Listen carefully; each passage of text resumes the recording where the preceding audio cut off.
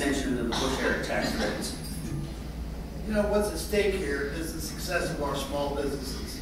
And if those tax rates aren't extended, 1 million small businesses are going to be impacted with higher taxes and with a resulting loss in jobs of over 700,000 according to the Ernst & Young study.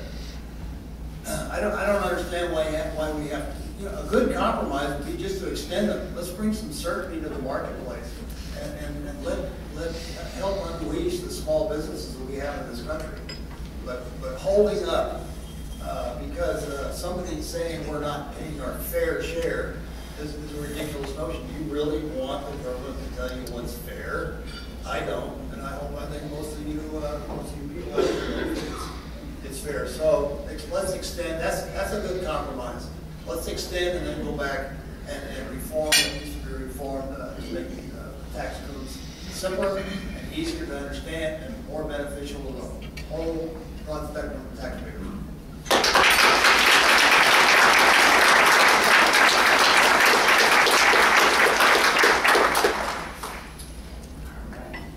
I was reminded that I was remiss in allowing you to alternate. So what we'll do for the second half of the question, maybe we'll start with Mr. Perlmutter and then Mr. Coors will go second. I apologize for that confusion.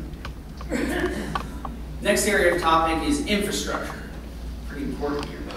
The nation faces considerable need to invest in our existing infrastructure: roads, water systems, rail systems, airports, seaports. The infrastructure is the backbone to our interstate international commerce, getting our products to and from our trading partners around the world. Mr. Perlmutter, what do you believe the federal government needs to do to meet the need to maintain our existing infrastructure and improve it to meet the needs of a global business environment, ensuring our country's ability to compete?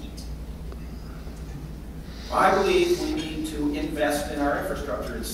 Really, your question answers itself. Without solid infrastructure, whether it's in education, highways, roads, bridges, transit, ports, airports, we won't be able to compete. And I look at it as an investment as opposed to an operating expense, because it is a long-term approach that we're taking so that we can get goods and services from one place to another. And you know, I could say, let's talk about out at Fitzsimmons, which is a tremendous jewel that we have in the metropolitan area with CU, Children's Hospital, and now the VA hospital being built out there. So here you have this wonderful medical campus because Colfax and 225 were not built for that kind of load.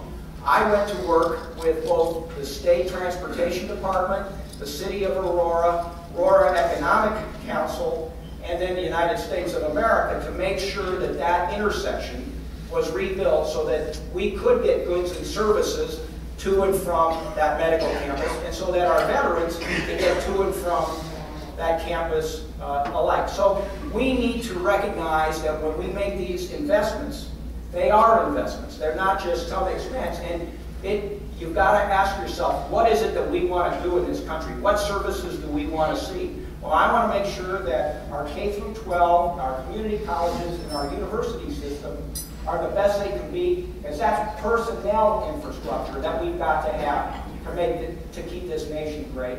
And we need to have good roads, bridges, airports, and the like to make sure we can get things from place to place. Thank you.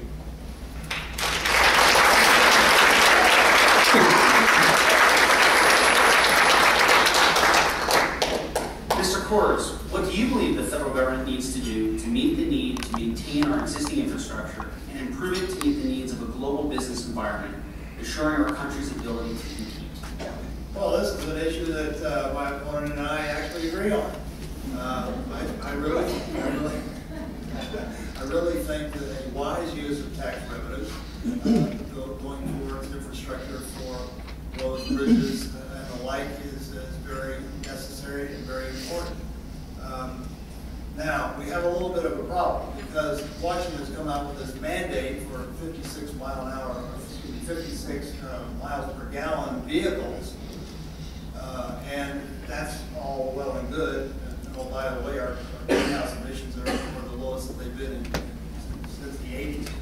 But the issue is the highway tax fund, the highway trust fund. If we're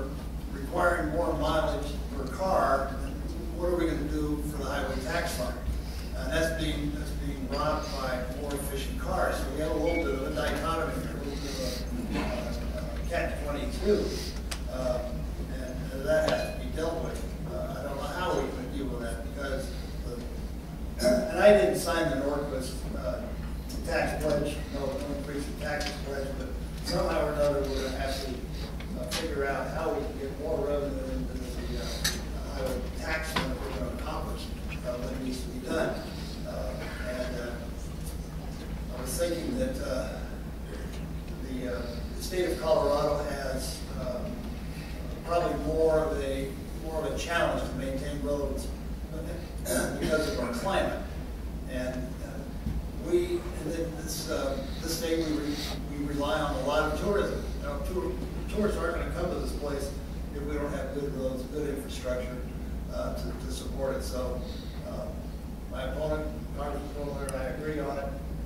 We'll have to work together in a bipartisan way to come up with a solution.